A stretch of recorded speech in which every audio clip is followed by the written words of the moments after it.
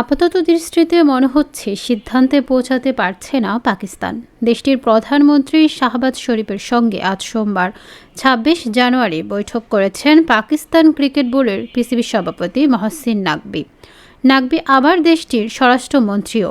ধারণা করা হচ্ছিল দুজনের বৈঠকের পর আজই চূড়ান্ত সিদ্ধান্ত জানা যাবে। তবে নাকভি জানিয়েছেন পাকিস্তান বিশ্বকাপে খেলবে কিনা সেটি জানা যাবে শুক্রবার অথবা সোমবার। এমন খবরই দিয়েছে জিও নিউজ। বিশ্বকাপে বাংলাদেশের না খেলার যথেষ্ট কারণ আছে, নিরাপত্তা ঝুঁকি একদম স্পষ্ট।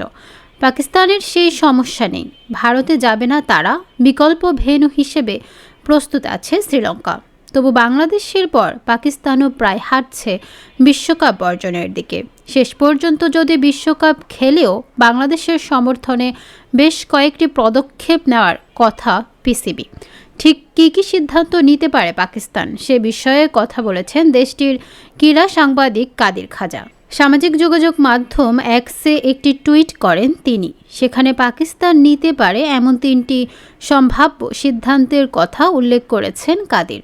বাংলাদেশের নেওয়া সাহসী সিদ্ধান্তের সমর্থনে পাকিস্তানি ক্রিকেটাররা কালোর আর্মব্যান্ড পরিধান করে মাঠে নামতে পারেন। গ্রুপ পর্বে ভারতের বিপক্ষে ম্যাচটি বয়কট করতে পারে পাকিস্তান। এই দুইটি ব্যাপার তখনই ঘটবে যখন পাকিস্তান বিশ্বকাপে যাবে। আসন্ন টি-20 বিশ্বকাপ থেকে যে সরে যেতে পারে দলটি।